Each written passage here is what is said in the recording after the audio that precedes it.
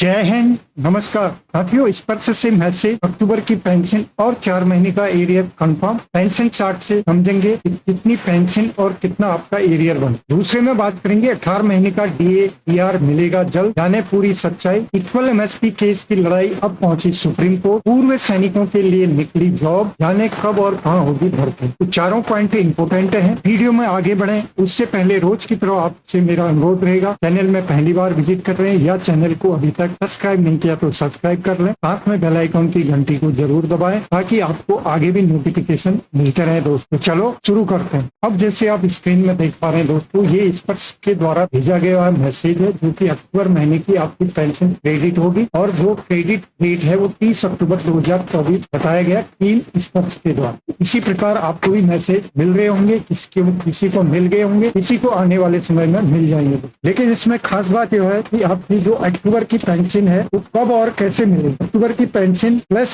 जो महंगाई राहत 3% आपका जुलाई 2024 से लागू है उसका एरियर किस आधार पर मिलेगा। दोस्तों आपको इस महीने की पेंशन 50% डीआर के साथ मिलेगी जैसे कि पिछले महीने आपको मिली थी, और डीआर का जो एरियर है वो 4 महीने का जुलाई अगस्त सितंबर और अक्टूबर का आपको एरियर एक साथ मिलेगा। 53% जो आपकी बढ़ोतरी है जुलाई से जो हुई है वो आपको नवंबर से मिलना शुरू होगा। ठीक इसी प्रकार लास्ट ईयर 2023 में भी ऐसे ही आपको मिला था, जो कि आप लेटर के द्वारा हम समझते हैं 27 अक्टूबर 2023 को ऑफिस मेमोरेंडम निकला था। ये भी जब आपकी पेंशन 42% से 46% हुई थी जो कि 1 जुलाई 2023 से लागू हुई थी। यदि आपको याद हो दोस्तों तो उस टाइम आपको 4 महीने का एरियर दिया गया था और जो आपकी पेंशन आई थी वो 42% के साथ ही आई। इसलिए इस बार भी यही माना जा रहा है कि आपको 50% डीआर के साथ आपकी पेंशन आएगी और 4 महीने का एरियर आपको मिलेगा। दोस्तों बात एक ही है, चाहे आपको 53% के साथ पेंशन मिलती और 3 महीने का एरियर मिलता, लेकिन आपको 50% के साथ पेंशन मिल रही है और 4 महीने का एरियर मिल रहा है और आगे नवंबर से आपका 53% के साथ आपको पेंशन मिलना शुरू हो जाएगी। तो अब चार्ट में हम समझते हैं कि आपको कितनी आपकी पेंशन बनेगी और कितना आपका 4 महीने का एरियर बनेगा। तो ये चार्ट बनाया है, इस तरफ सर्विस पेंशनर्स के लिए है, इस तरफ फैमिली पेंशनर जो ऑर्डिनरी फैमिली पेंशन है उनके लिए। यहाँ पर आप रैंक और लेंथ ऑफ सर्विस देखें तो सिपाही 17 साल से लेके ऑनरी कैप्टन 30 साल तक का ये चार्ट बनाया है। आपकी OROP 3 में बेसिक कितनी है, 50% तक कितना बढ़ा, कितना आपको मिल रहा था और 53% हो गया तो कितना हुआ, पर महीने कितना इंक्रीज हुआ ये कॉलम है और 4 महीने का एरियर आपको इस कॉलम में मिलेगा। और टोटल पेंशन जो आपकी आएगी इस महीने 50% डीआर के साथ इस कॉलम में आप देख पाएंगे। सेम इसी तरह यहाँ पर फैमिली पेंशनर्स के लिए आपका OROP 3 में कितना बेसिक था, 50% डीआर में कितना आपका बन रहा था, 53% डीआर के साथ कितना बनेगा,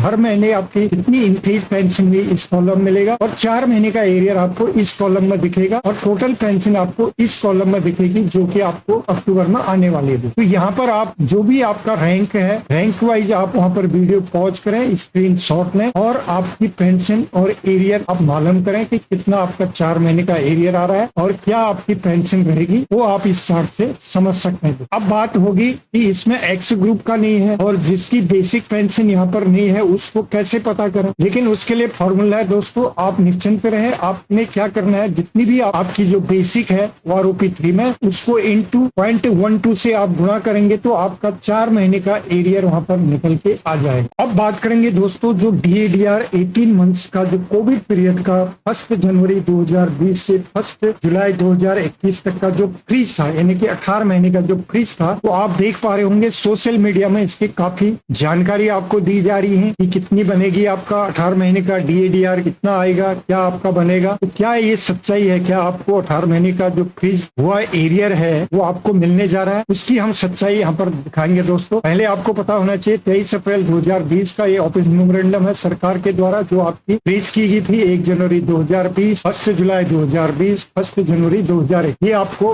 फ्रीज किया हुआ टू ऑल मिनिस्ट्रीज को दिया था, ministry of railways, ministry of defence को ये भेजा हुआ। अब इसके बाद क्या क्या फ्रीज हुआ आपका, 1/7/2019 में आपका 70% ये डीआर था, 1/1/2020 में ये बढ़ के 21% हुआ जो कि आपका फ्रीज कर दिया गया, और 1/7/2020 को ये 24% हुआ जो आपका फ्रीज कर दिया, 1/1/2021 को 28% आपका DADR हो गया था वो आपका, यानी कि जो रेड कॉलम में आप देख पा रहे हैं ये 18 महीने का आपका फ्रीज डीआर है, यानी कि 1/7/2021 से फिर 21% जब हुआ वो आपको मिलना शुरू हो गया। अब यहाँ पर सवाल ये उठ रहा है कि दोस्तों क्या इसका लाभ जो फ्रीज अमाउंट है वो आपको मिलने जा रहा है। पहले हम समझेंगे कि ये सवाल उठा कहां। एक लेटर निकला है दोस्तों, ये लेटर आपको पहले समझना होगा कि भारत सरकार ने फिर एक लेटर निकाला 7 सितंबर 2021 को ministry of finance department of expenditure के द्वारा ये लेटर निकाला गया। ये ऑफिस मेमोरेंडम था जिसमें आप देख पा रहे होंगे central government employ retired during the period from January 2020 to June 2021 calculation of gratuity and cash payment in due of leave, यानी कि इसको लीव इनकेसमेंट आप बोल सकते हैं। इसके बारे में इसमें पूरा बताया गया। तो क्या इनको ये दिया गया, ये जरूर दिया गया कि जो रिटायर उस ड्यूरेशन में हो रहे थे। यहाँ पर आप 5वां पैराग्राफ इसका पढ़ें तो यहाँ पर लिखा हुआ है accordingly the president is pleased to decide that the respect of central government employ who retired on after 1/1/2020 and up to 30/6/2021 the amount of DA to be taken into account the calculation of gratuity and cash payment in due of leave will be deemed to be as under from 1 January 2020 to 30/6/2020 जो employ retire हो रहे थे इस period में लोग, और एक साथ 2020 से 31/2020 के ड्यूरेशन में जो रिटायर हुए, और 1/1/2021 से 30/6/2021 के बीच में जो रिटायर हुए उनको 21%, 24% उनकी बेसिक पे और 28% बेसिक पे के आधार पर उनकी ग्रेजुएटी कैलकुलेशन की थी और लीव इनकेसमेंट उनको दिया गया था। बट यहाँ पर कहीं नहीं लिखा गया था कि बाकी जो फ्रीज DADR है बाकी एम्प्लॉय को भी दिया जाए, ऐसा कुछ यहाँ पर नहीं लिखा गया। तो यानी कि जो उस पीरियड में रिटायर हुए उनकी ग्रेजुएटी और लीव इनकेसमेंट में जरूर इसको कैलकुलेशन में इसको लिया गया। अब यहाँ पर ध्यान देने वाली बात यह है दोस्तों, इस दिए हुए ड्यूरेशन में यदि आप इस ड्यूरेशन में यदि आप पेंशन आए थे तो आपको 70% के हिसाब से आपका ग्रेजुएटी और लीव इनकेसमेंट कैलकुलेशन हुआ है तो आप इसको लेने के हकदार हैं। आप अपना चेक करें और इस पीरियड का यदि आपको नहीं मिला है ग्रेवेंस डालने के बाद जरूर आपको ये मिलेगा दोस्तों। अब इसमें ये समझा जा रहा था कि अब ये सबको मिलने लगा है, ये एक सोशल मीडिया में चल रहा है, लेकिन ये दोस्तों सबको मिलने वाला नहीं है। इसमें समझ लेते हैं कि सरकार ने इस पर क्या जवाब दिया। तो एक जवाब देखिए 13 दिसंबर 2022 का राज्यसभा में क्वेश्चन नंबर 689 में पूछा गया, release of arrears of dearness leave 18 months to pensioner. तो इसमें आंसर में सीधे हम बताएं कि क्या गवर्नमेंट ने कहा। ये लास्ट में आप देखें यहाँ पर as the adverse financial impact of pandemic in 2020 and the financing of welfare measures taken by government had the fiscal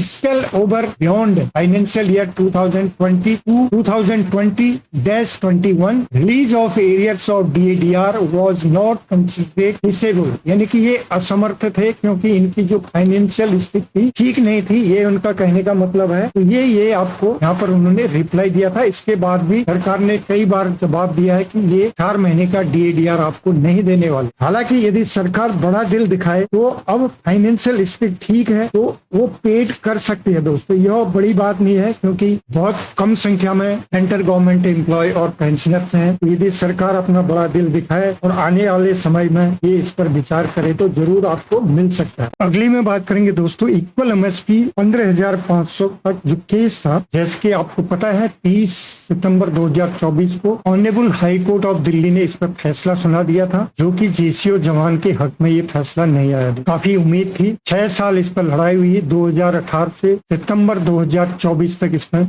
लड़ाई लड़ी गई, कई तारीखें मिली, लेकिन केस JCO जवान के हक में नहीं आया। इसका मुख्य रीजन ये रहा कि इस केस की लड़ाई पहले भी एक बार पंजाब हरियाणा हाई कोर्ट में एक्स नायक हरपाल सिंह जी के द्वारा ये डाला गया था, जैसे कि आप यहाँ पर देख पा रहे हैं। ये एक मुख्य कारण रहा इसको रिजेक्ट करने का। और दूसरा, इसने यहाँ पर रिकमेंड किया कि इसको पे कमीशन ही इसमें कुछ सुधार कर सकता है, उसका यहाँ पर उसने हवाला दिया दोस्तों। जैसे कि आप देखेंगे यहाँ पर लास्ट पैरा में यहाँ पर देखें, The equivalence of the claim for grant of equal military service paid by the petitioner, i.e. an ex-naik, will a commissioned officers is a matter exclusively to be determined by an expert body like the pay commission, and the said body would be the best judge to evaluate the duties performed, nature of duties, risk, etc. and other germane consideration by the post held for grant of MSP। अर्थात उसने यहाँ पर कह दिया दोस्तों कि याचिकाकर्ता एक पूर्व नायक द्वारा कमीशन अधिकारियों के समान सैन्य सेवा सेवा वेतन एमएसपी की मांग की समकक्षता का निर्णय एक विशेषज्ञ निकाय जैसे वेतन आयोग द्वारा ही किया जा सकता है। वेतन आयोग ही सबसे उपयुक्त निकाय है जो संबंधित पद के अनुसार कर्तव्यों, उनकी प्रकृति, जोखिम और अन्य आवश्यक मापदंडों का मूल्यांकन कर सकता है। यानी कि पे कमीशन ही एक ऐसा माध्यम है जो कि इसके मापदंड को वो सही नाप सकता है, ये वो कह रहा है। तो इसमें पे कमीशन ही आगे कुछ कर सकता है, इसलिए इसको जो नायक हरपाल जी ने इस पर कोई भी अपील उसके बाद की नहीं थी,